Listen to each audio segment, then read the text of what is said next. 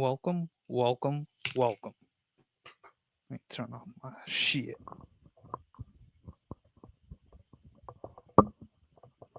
Hold on.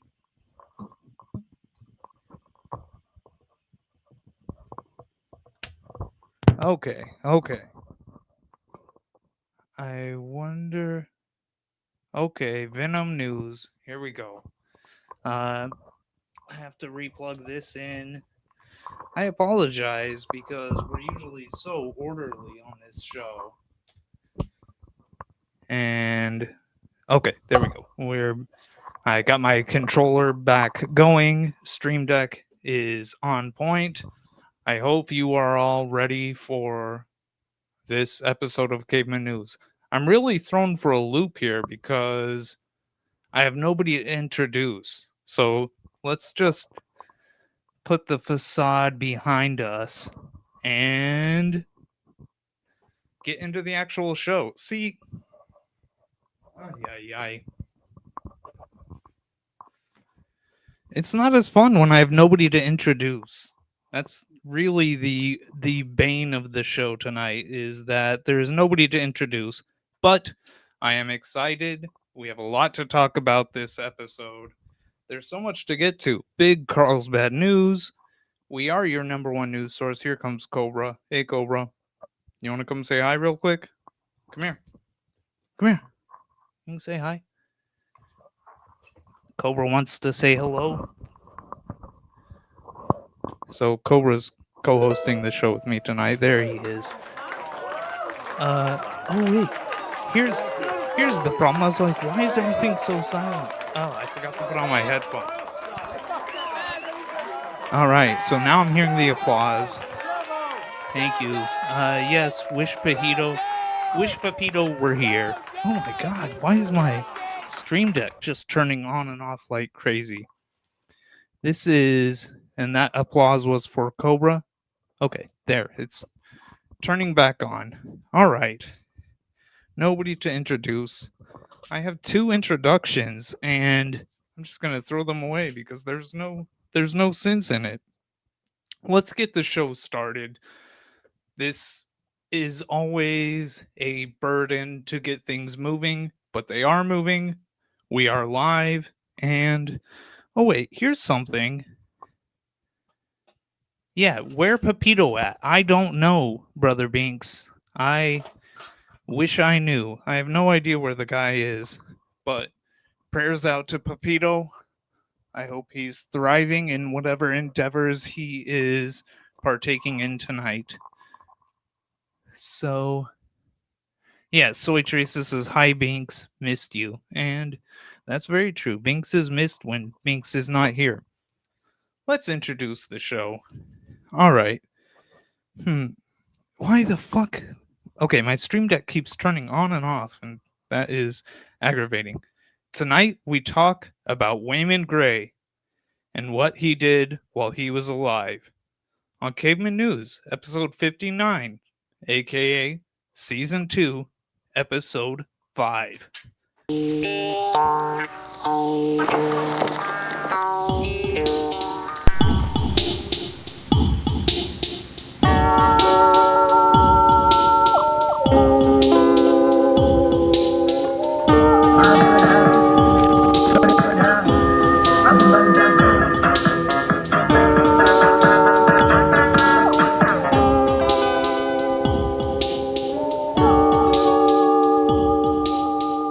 jamming, absolutely. Okay, I threw away that card that had the intro, but I think we're all introduced. Oh, I think I was gonna flash this, have our, so everybody knows that this is episode 59, The Life of Wayman Gray. And for those of you who have not watched every second of every episode, you may have missed that in our boxing episode, we were introduced to Wayman Gray, the famous southeastern New Mexico black boxing promoter. And he introduced us to this man, Ham Pounder. I got the custom shirt. It didn't cost me that much. And yeah, so here's the thing. I have on my card that we should call Sean because it's been a few weeks since we've called him, but I really doubt he's going to answer. I texted him yesterday and said we're going to call. Let's see if we can get him on the line. Okay. I can't. Okay. All right. So it's 575 680 50 72. Driver you have dialed is not in service. If you feel you've received this message in error, Oh my God. please hang up and try your call again later. Message CA12056. No. We're trying to call. Driver you have dialed is not in service. Okay, so I guess Sean's phone is not in service, and maybe that's why he didn't return my text. But the phone line is up and running. If anybody wants to call in, I remembered I had a thing prepared. I was gonna blue sky skeet. That's what everybody's calling it, skeets instead of tweets. I was gonna skeet out that the phone lines are open and try to get some people to call in, but I forgot to do that, and now there's just too much other stuff to get to. Big news in Carlsbad for all of us here. I did hear that this weekend we started the plastic bag ban, so that's pretty nice, pretty cool. Uh, okay, so I started looking for various things that we could talk about that are in relation to Carlsbad. I started searching on YouTube. What are the most recent YouTube videos that say they were, mention Carlsbad, New Mexico in the title or in the paper bags that Albertsons says soy chorizo. But anyway, I was looking at YouTube to see are there any recent Carlsbad videos on YouTube and stuff like this. And I'm telling you, it's a search I do often, searching Carlsbad, New Mexico, and then I do the filters and I say, show me just what was put up this week. And I'm telling you, there is somebody, okay, it's YouTube user Legendary Penis has just uploaded a 100-part series about going in the caverns or something like that. I didn't really look on it. Yes, was Soy Teresa was discussing the plastic bag ban with her with her peers. Yes. So no thank you to Legendary Penis because 100 videos is too much to watch. I'm not going to watch a single one of those because I don't know if any of them are good. But I did continue my search for the latest Carlsbad news. And on Blue Sky, I searched Carlsbad and I thought, I mean, this is something I've done many times, but I thought, should I put Carlsbad, New Mexico in my search? But no, I just put Carlsbad because then I can allow myself to get aggravated when it's just a bunch of stuff about Carlsbad, California. And I can sit there while scrolling on my phone and say, what the fuck? Uh, This is lame. Brother Bink says he can't watch 100 legendary penis caverns vids, and neither can I. It's a test of endurance, and I don't have that endurance. But I was searching Blue Sky, searching Carlsbad, shaking my head and tisking every time there was a post that came up that said it was from from Carlsbad, California, because that is one of the inferior Carlsbads.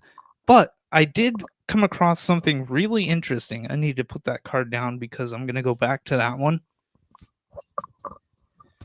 So, something I found was from Blue Sky user deep at deepcuts.bluesky, and their bio on Blue Sky is pulp scholar specializing in H.P. Lovecraft and Robert E. Howard.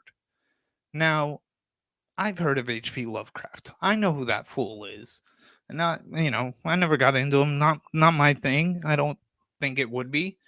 But Robert E. Howard, I had no idea who this person was. And this user on Blue Sky, Deep Cuts, basically just sent out a thread and said he was going to post letters from Robert E. Howard to H.P. Lovecraft about visiting the Carlsbad caverns. And I looked into it, and Robert E. Howard is the creator of Conan the Barbarian. I never read those books at all. I like the comic books. He's good in the comics. He's not as good as Red Sonja, but I can get down with some Conan. Anyway, Blue Sky user Deep Cuts started tweeting out the segments of this letter that Conan the Barbarian's creator sent to H.P. Lovecraft about his visit to the Carlsbad Caverns. And I thought that'd be fun to read out a bit of it here and there. I talked to Deep Cuts. He says the letter is very long, and maybe I'll eventually buy the book that has the full letter. But for now, let's just listen to the creator of Conan the Barbarian talking about Carlsbad. We did not spend much time in Carlsbad, passing only long enough for Vincent to buy a bottle of whiskey and for me to tank up on gin and 6% beer. We sped onto the cavern 26 miles west of the town of Carlsbad. Yeah, I never saw the Arnold movie, but I really got into reading about Robert E. Howard and the well, I'm going to finish what I have prepared for the letter right now. It says, I cannot describe the fantastic wonders of that great cavern. You must see it yourself to appreciate it. And that's beautiful. Thank you, Robert Howard, for the kind words. It is incredible to behold the wonders of Carlsbad and the caverns as well. But Binks in the chat mentioned the Arnold movie. And as I started reading about the history of Conan the Barbarian last night and everything, I read that Robert E. Howard, the author, the first story he sold was about cavemen fighting against Neanderthals. I think it was Cro Magnon Man versus Neanderthals. And so it's like a caveman versus caveman battle. And I thought, okay, yeah, 100%. We're going to start talking a lot about Robert E. Howard and Conan the Barbarian on this show and the love that was expressed for the beauty of Carlsbad. I never saw the Arnold movie. I really should. Okay. Oh my gosh. See, this is another thing. Maybe I'll ask chat. I wanted to ask Papito or maybe Catherine, but neither of them could attend today. But I did prepare. What is this button? I'm gonna find the button. Let's see. No, that ain't it. Okay, are my buttons not working anymore? That would be incredible. Okay, yeah, my buttons aren't working. Let me see. Hold on just a second. Let me unplug it and replug it. See what happens. Ooh, okay. So it took us offline there. Okay. Now can we come back here? Okay. Not too bad. Yes, yes. Intro. Whatever. This is exhausting. My brain is fried from all of this. But here's what I just, you know what? I'm sitting here thinking I I found a Dear Abby letter that was printed advice column on this day in 1986, and I was going to ask Catherine. I thought, she can answer this Dear Abby letter, but then she couldn't make it, and I thought, okay, I can ask Pepito. Well, I don't know where he is. He has not responded to me. So, uh, oh, Soy Teresa says, yeah, where's she at? And I will say that Kat did text me and say that she loves Pepito and Soy Teresa, which is kind of disgusting, but whatever. Anyway, this is the Dear Abby letter that I have nobody to ask. I'm thinking I could call Brittany because she's our Dear Abby advice expert, but it might be too late for her. I don't know. I don't know about her bedtime these days. But let's look at it. Let's look at this 1986 Dear Abby letter printed on this day, February 2nd. Or yeah, it's still the 2nd. We're not into the 3rd yet. Okay. I'm going to have to get close here. Dear Abby, when Ryan and I were first married, he showed me some photographs he had taken of his ex wife posing in the nude while they were still married. Photography is his hobby. She was very well built, and the pictures left nothing to the imagination. Okay. All right. I'm intrigued already. This writer has got me excited, and Abby knows what she's doing printing things like this. So, yeah, Ryan is in quotes, I'm assuming, because that's a fake name. That's a big thing I see in a lot of these Dear Abby letters. They say, use a fake name, or don't print my name or my city because my wife or husband will, whatever those types of people do. Hey, Cinderoni, it is a pleasure to have you. Anyway, here's part two. I asked Ryan to either send them to her or to destroy them because I didn't want them in my house. He said he never destroys any of his pictures as they are art. I call them trash. And that's okay. The author of this letter is getting kind of insulting. She says this naked woman, nude woman, is well built, and it left nothing to the imagination. That's art to me. That's not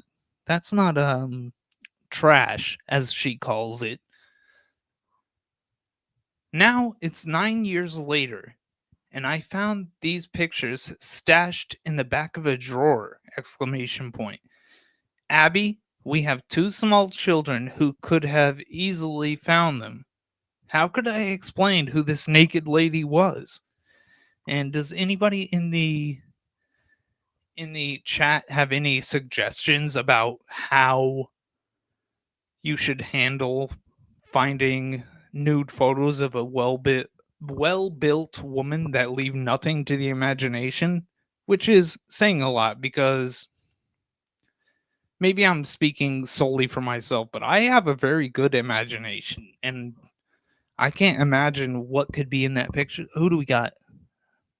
Oh, we got a first time chat that says best viewers on, and I can't see what that is. Uh yeah, go away, controlled theft, you contribute nothing. Absolutely. Okay, let's see how Abby resolves this letter. Dear Angry, give them to your husband and ask him to please lock up his art. If your children had found them, you could have told them the truth. The naked lady was once married to daddy. And truthfully, that's all that needs to be said. I do agree, but I wonder how Pepito would have answered that question. Pepito, this goes out to you. We love and miss you, Pepito.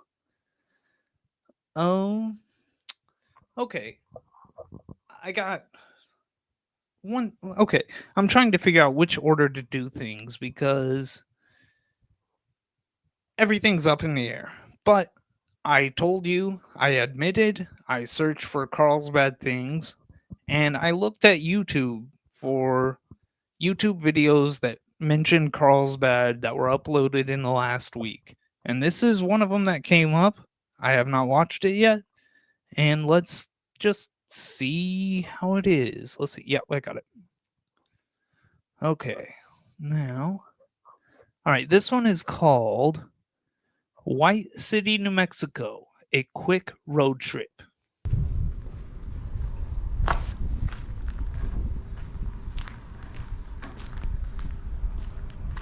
All right.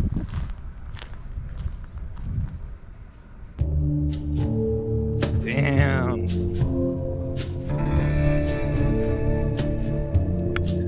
Yeah, we know.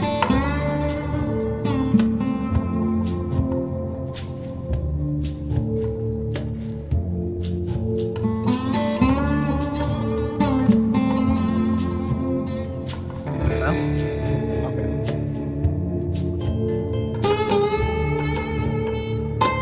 Wow, what a quick road trip.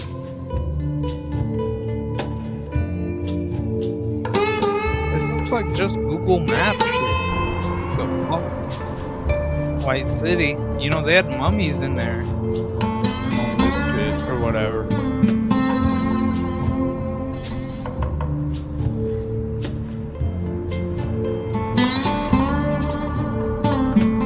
Okay.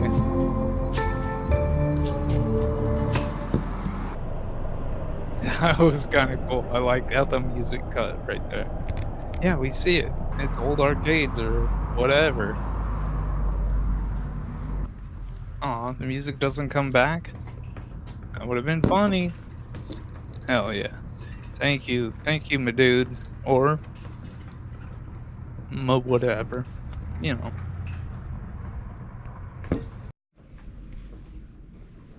Wow. The sidewalk goes that way too. Damn.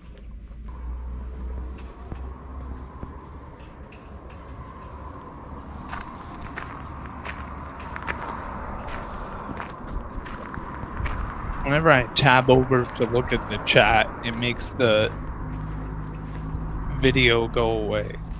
And that's pretty shitty. Because I'm really interested in this.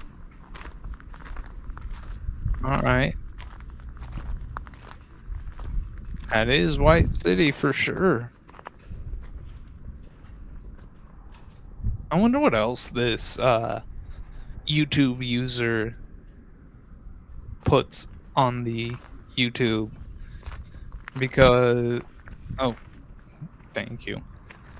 Because this leaves nothing to the imagination, if you know what I mean. Didn't we already see that part? Alright, I'm done with it. Okay. The first time... Okay, Soy Trees in the chat says, the first time I went to an esthetician school in Austin, I found out it was owned by the Bransons and staffed by Carlsbad expats. That is bizarre. I can't imagine going somewhere where there's Carlsbad expats. But actually, before we get to the meat of the matter and get on with the show, I thought that since we're already putting out some YouTube videos to watch on this stream tonight, why not have a little throwback? And here is Pepito's segment from the forgery episode. I just want to watch it again. So let's go here and click. Okay, roll again. That's me. Alright, that's nothing. Fuck. That was the gambling episode. Season Hand the dice 4. back to me. Sorry, Pepito. I officially won. Pepito, book your head shaving. Yeah. One more bet. He lost. Sure. This So one to shave is his for head. $66. Okay, you say no. Then I'll take the yes. You manipulated the odds. He's so big. There he is. Wow.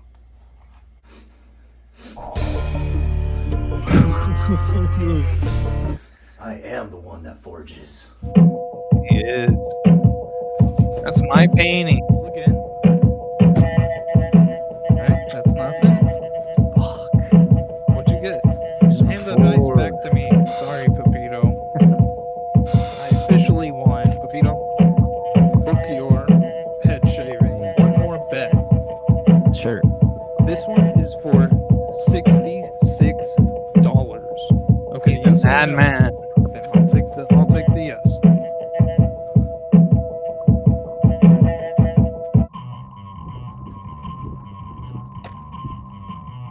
Are you El Peloncito? I am El Peloncito. Why'd you want to meet so far? It's safer. Took me so long to find an ATM. And then I had to break a 20 just to get $1. It's all here. The original. Damn. Soy Chorizo is so perfect. This will fit so nicely in the artist gallery. Damn. Main showroom. It's kind of an incredible reproduction. Uh-oh.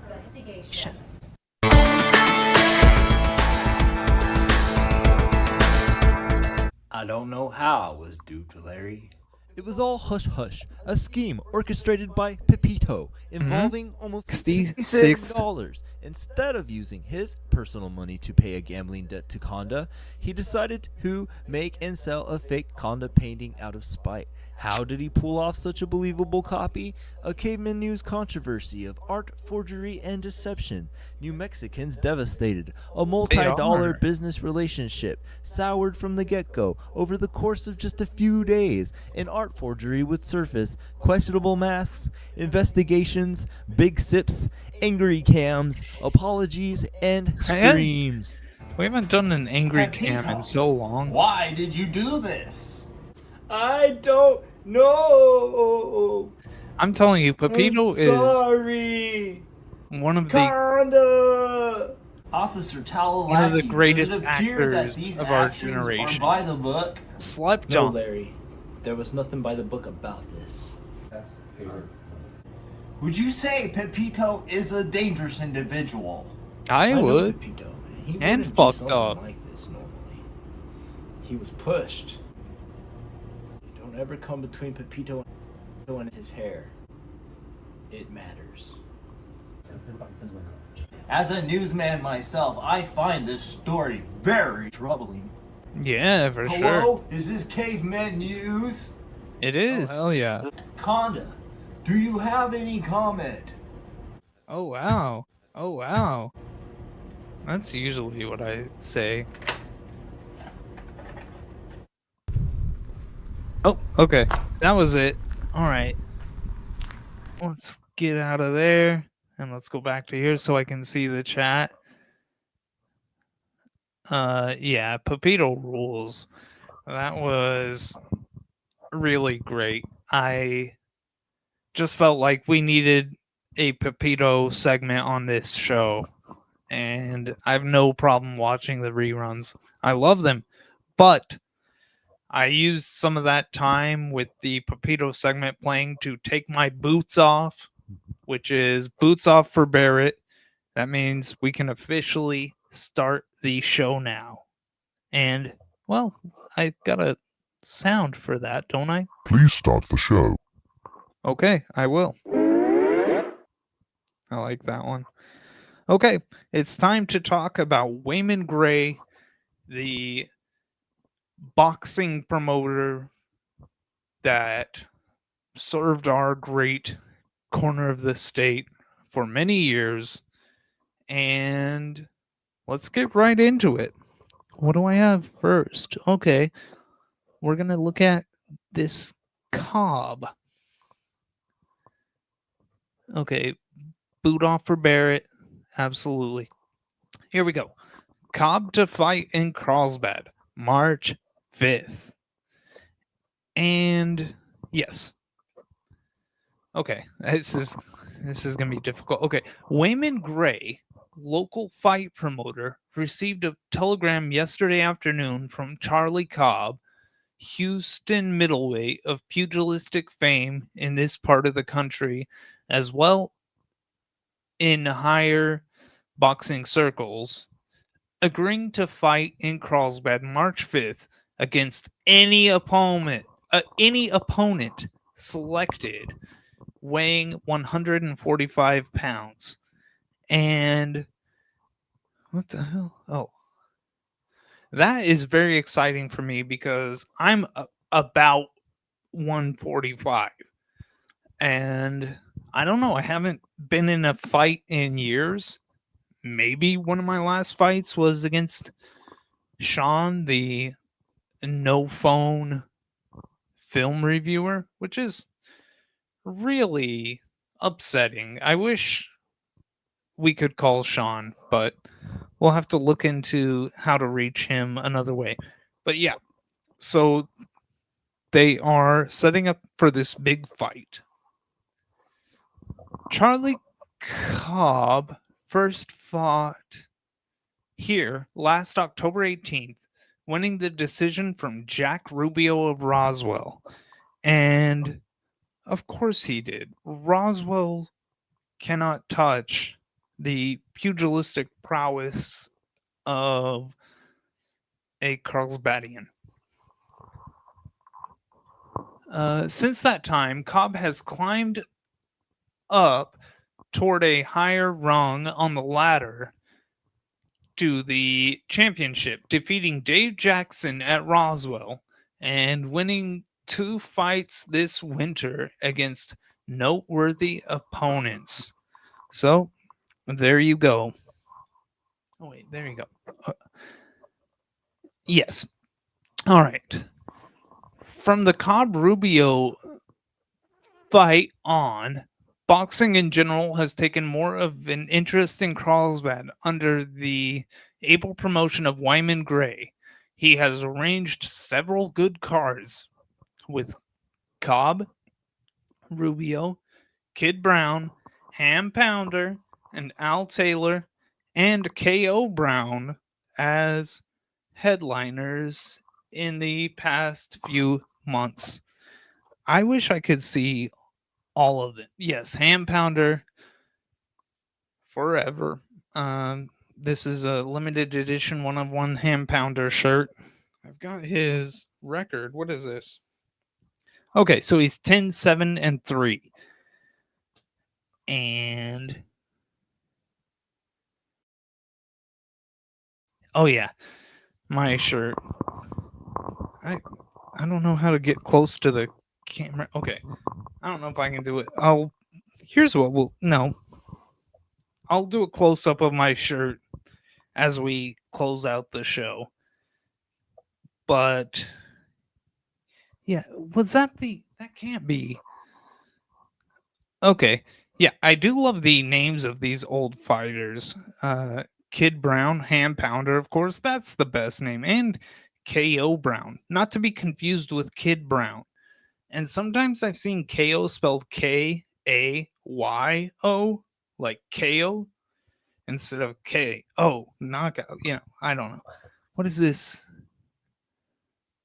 Black Tom Hanks says, "What's going on?" Hello, Tom Hanks. Black Tom Hanks, what's going on is we are discussing the history of Wayman Gray and the fights that he promoted here in Carlsbad, New Mexico, about 100 years ago. The late 1920s, early 1930s. That was his. What kind of medication do I take? Kesimpta. So there's the answer to that. Cobb goes out of sight on Gonzalez bout here. Meanwhile, promoter Wayman Gray heard from Cobb, who acted ready to come, but set his price above the sights of local fans and put the bout out of reach of the support which could be expected here. An offer of $150 and transportation was made to him in reply to his demand for $200 and all expenses, but he has not said yay or nay to this offer, and the fight hangs up in the air. So Okay. An offer of $150 and transportation. So, okay, sorry about your turtle, Brother Binks. I hope it gets better. And so here's what $150 would be today. So that's okay, yeah, this is 1929. So that's $2,751 plus the the transportation. Oh my god. There are very few people I would not fight for $2,700. And if you think I'm blustering or being braggadocious, offer me the money and come see what happens. Okay, do I have one more from this? Nope, that's it for that. What's next? Signing boxing prelims. That's preliminaries for those of you who are uneducated. Okay. Sorry. I was just trying to make sense of the chat really quick. I think I got lost. Wayman Gray, the fight promoter of Carlsbad, was a Christmas visitor in Roswell, putting in several hours signing up preliminary events for the boxing match, which will be staged at that city shortly after the first of the year. So that is very kind of him to include Roswellians, and because we all know they can't fight like we do here in Carlsbad. Meet you on First Street. Knockout Brown of Kansas City has been steadily battling his way up in the ranks of the light heavyweights, and only Christmas Day added another kinky scalp to his long list. And I'm wondering about the kinky scalp. Is that a I don't know, is that a I've encountered a lot of racially insensitive things, especially researching this topic, the you know, famous black boxing promoter. There were a lot of weird terms used that I'm not a big fan of. I think some of them might be in some clippings we're going to look at later.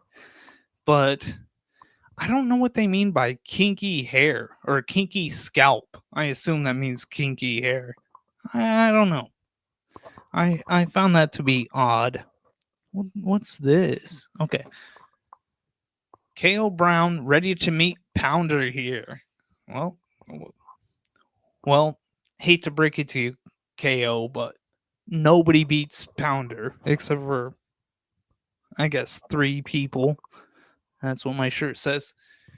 When Ham Pounder took the eyes of local boxing fans in his brief fight to knock out Chihuahua Kid Brown in this city a few weeks ago, fans were anxious to have Pounder realize his ambition to meet KO Brown in the local ring. Where's okay? This gets complicated. All these buttons, it's a bit of a maze. It was all arranged, providing Brown would come up with a price that could be reached. When Brown was secured, the proposition from Pounder's manager was for considerable more of the money than Brown asked. That's very polite. But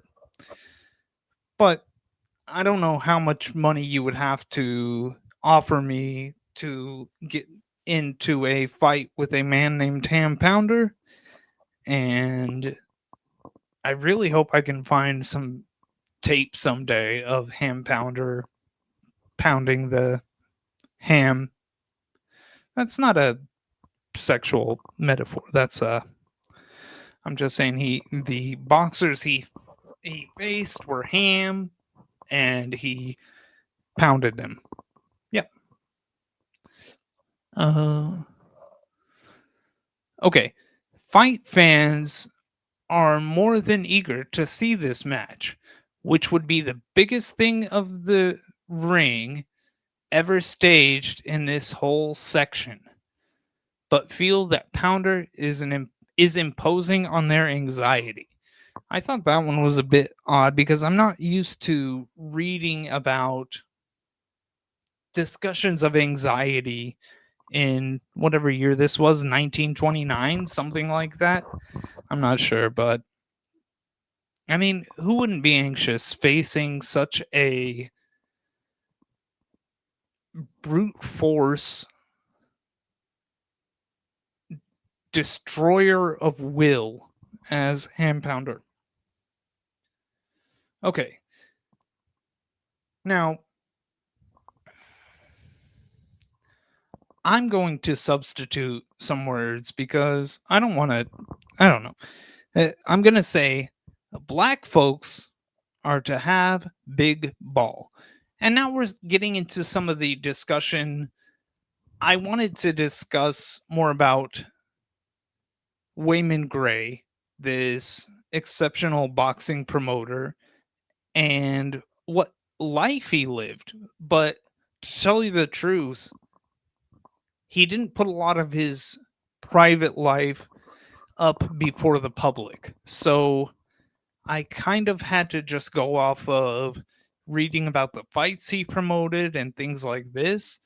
But he was also more than a fight promoter because, as we just saw, he oh wait, yeah, black people are to have big ball.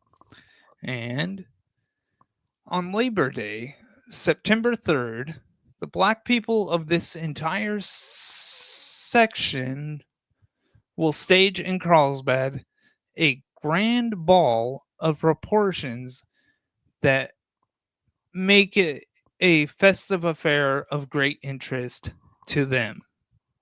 Beautiful. So he's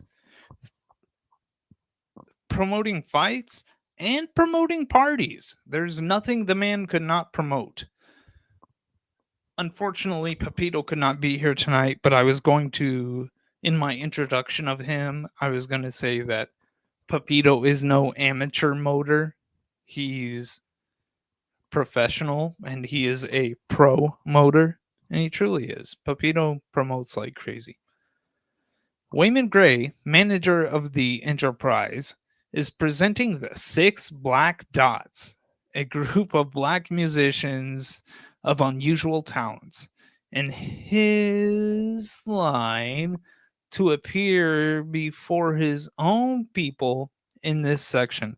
They keep calling this area of the state this section, which is kind of cool.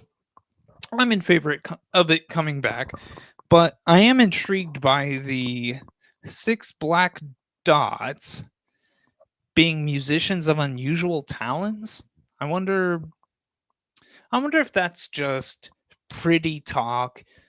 That's just old journalists having some fun with the language and using words like unusual talents, but or were they really doing some off the wall shit?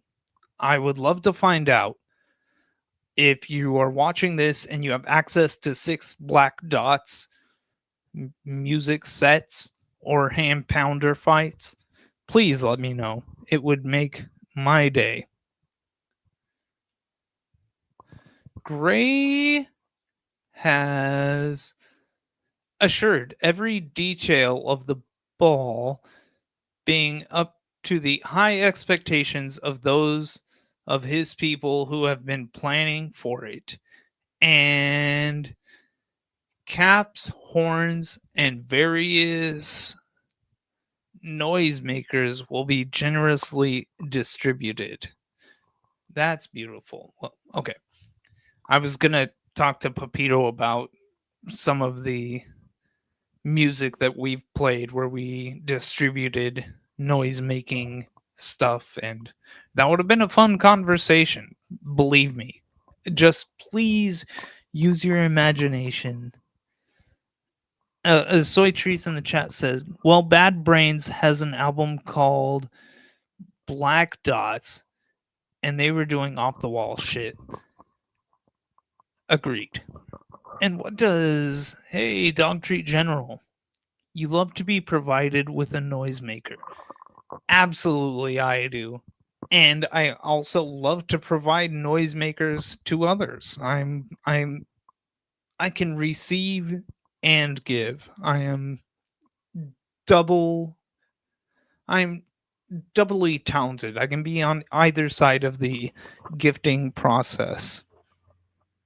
Now what's this? Oh, there we go. Black folks in Halloween ball. All right. Hey, once again, Wayman Gray throwing a great party. And yeah, Soy Teresa says you gotta give, and you really do. The 6 black dots, hell yeah, will furnish music, and there will be prizes for the best costume.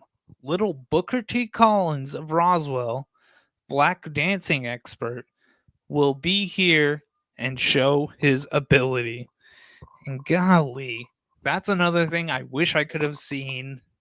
Little Booker T. Collins and his amazing talents.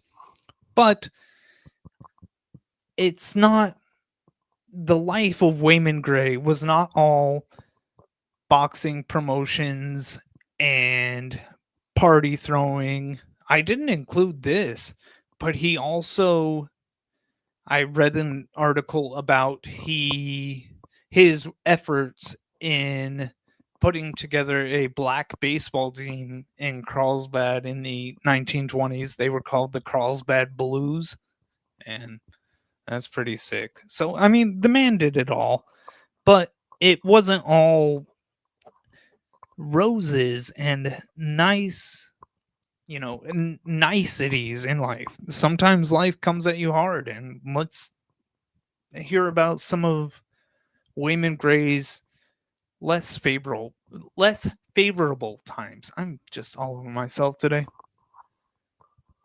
Ruining reputations. This is 1930. C.W. Lee of Roswell on Friday. What? Full of indignation about the efforts of the dry officers to ruin the reputations of Colonel Wayman Gray and R.F. Dillon, the druggist. Both of them pinched again for bootlegging just last week and cruelly called old offenders by the Roswell papers. And that's, I don't know. I didn't like hearing that Wayman got popped for such bullshit.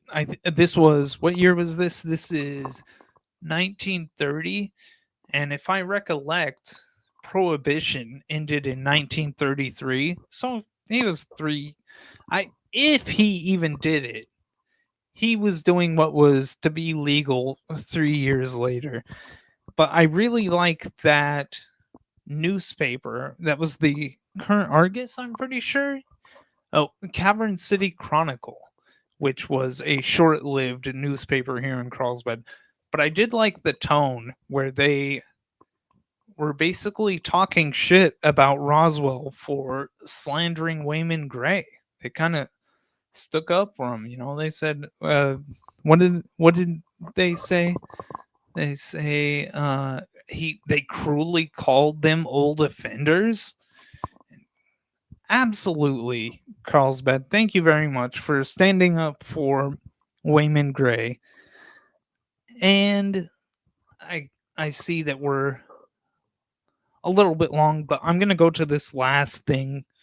I had one more party of Wayman Gray's that I wanted to talk about if we had time, and you know what? I'm saying we have time. Wait, okay, that's what we already talked about, right?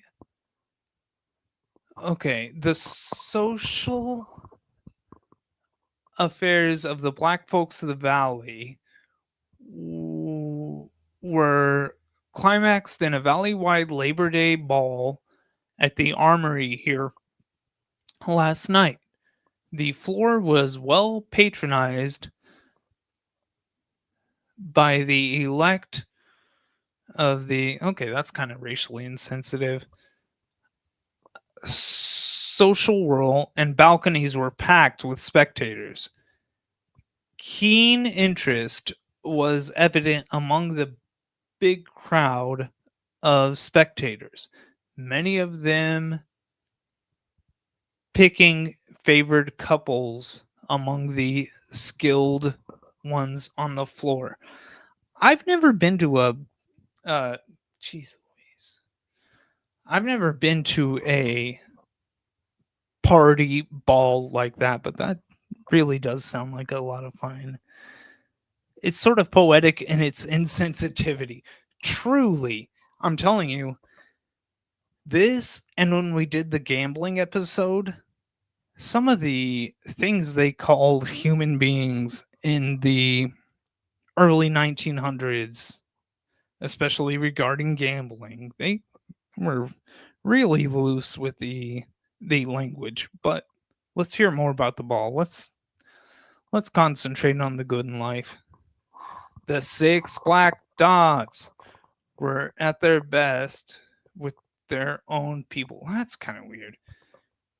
Crying clarinet and plaintive piccolo told foot teasing stories in note, while banjos strummed and panged with the rhythmic scuffle. So, six black dots, piccolo, clarinet, banjo. That's three dots. Yeah, Dog Treat General, we do love balls. The climax arrived with the Charleston contest. A half dozen clever dancers going their limit in fancy steps for the hope of the award. Little Booker T had the crowd's favor and got the contest. I don't know what the Charleston is. I should have looked that up. But is that one? Is that the one? Okay, hang on. I have my chair put up. I was gonna have to stand on a chair to be able to be seen. But is the no? That's a more modern dance. I'm trying to figure out what the Charleston is, but it must have been pretty fucking sick. The waltz contest drew less interest until near its close, and the interest grew when it narrowed down to 3 or 4 couples. Uh, yeah, I don't know who Soy Teresa is saying to get with the times, but could be anyone. So, sorry, what was this? Okay, the waltz contest was. Isn't the waltz like a slow, like. Isn't it that type of thing? I mean, it's a couple, not just one person, but isn't it kind of a, well, it seems very boring to me, so I'm a bit confused about what was so intriguing to people about the waltzing contest. Who knows? One couple during doing fancy one couple doing fancy along with their waltzing protested when they were ruled out, and the husky black man attempted to carry the matter to the Supreme Court. I'm sure that was very funny to read in a newspaper 100 years ago. But I'm not sure I get the joke. So he said, "I'm taking this to the Supreme Court." and this journalist thought it was so funny that he put that in the newspaper? Or the newspaper writer just thought, this story is so dry, we really need to pick it up, and they invented the thing about the Supreme Court because they thought that would be funny? I'm not exactly sure. Dog Treat General in the chat says, I have zero dance knowledge or skill. I am of no help. Lol. If only our film critic, Sean 575. Wait, I can't keep giving out his number because I guess that's not his number anymore. I gotta learn his new number and memorize that. Anyway, if Sean would have answered, he is an expert on dance and show choir, and so is our advice consultant, Brittany. She knows quite a bit, but I didn't want to call her and I don't have her number memorized. Whatever. Did I do this one? Yeah. Okay. Wayman Gray, the promoter of the ball, stated that it was a means of putting something over to acquaint Carlsbad people with his class of presentations, and that he would be back before the Carlsbad public in 3 weeks with a boxing match. So he's back at it once again, just like he always is. Oh, I have one more button to press here. What's this one? Gray declares that he has an undaunted, an undoubted strong boxing card already in schedule for the contest, and that only clean and satisfactory bouts would be staged on a basis of opening the box office for refunds if there was a flat program.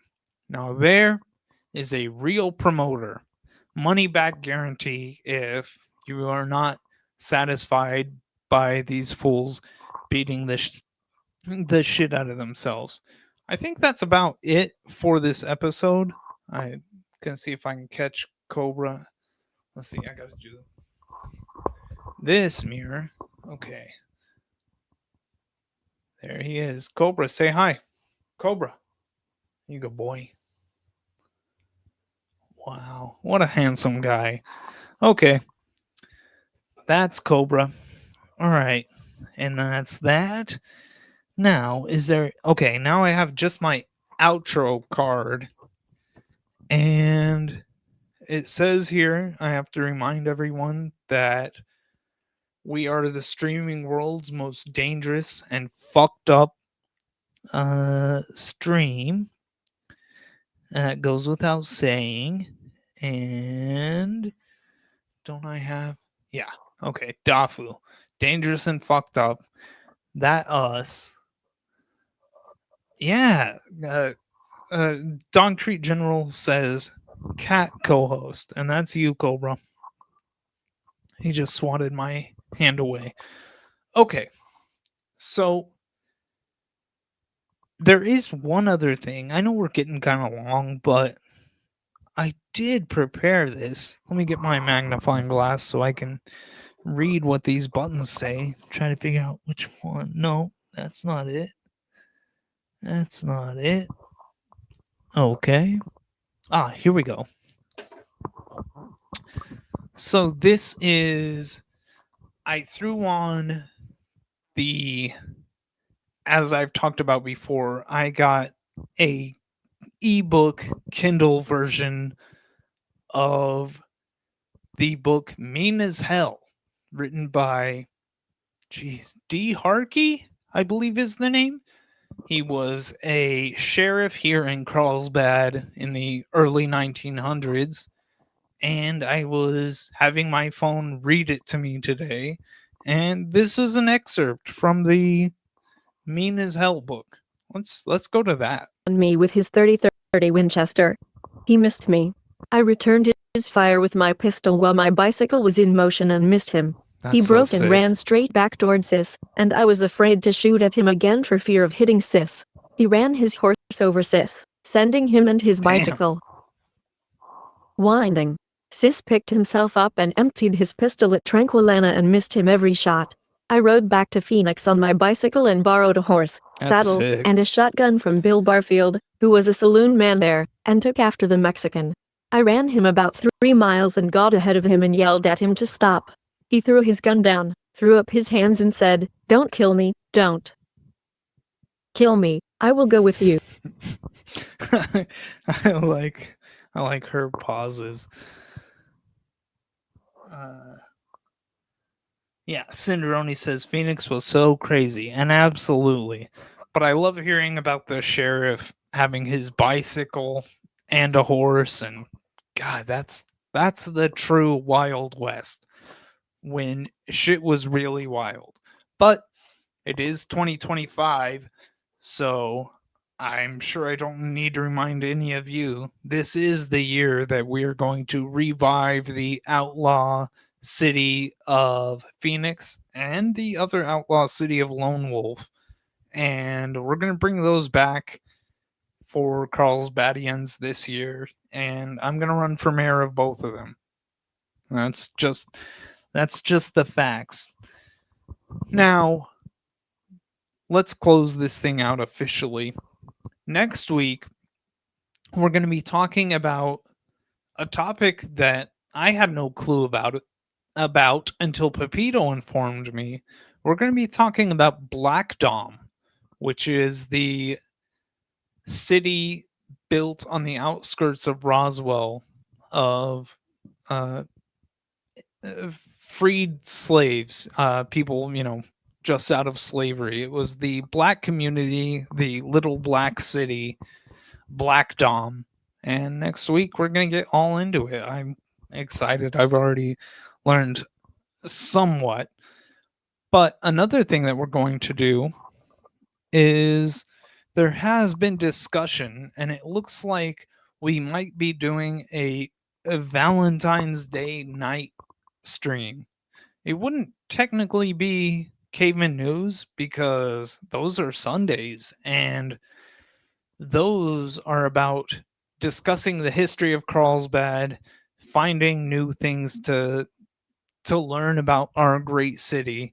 But on Valentine's Day, I think maybe just me, hopefully somebody else helps me, but we're just going to go through and talk about some of the favorite couples that we've learned about in the course of doing this show over the last year. The obvious ones are Billy Ward, the stunt car driver, and both of his wives that would do car stunts with him and crash cars into each other. They are definitely going to be discussed. And looks like we're probably going to be doing that on Valentine's Day night, unless somebody sweeps me off my feet and takes me on a romantic Valentine's Day, whatever. All right. I believe that's all. What is this? Oh, gosh, how could I forget this? Oh, wait, that wasn't the right button at all. Now what is the right button? Okay, that was the right button. It is time to close this show out. So let's do this. Thank you, everybody. It's been so fun. Oh, I turned off the amp, didn't I?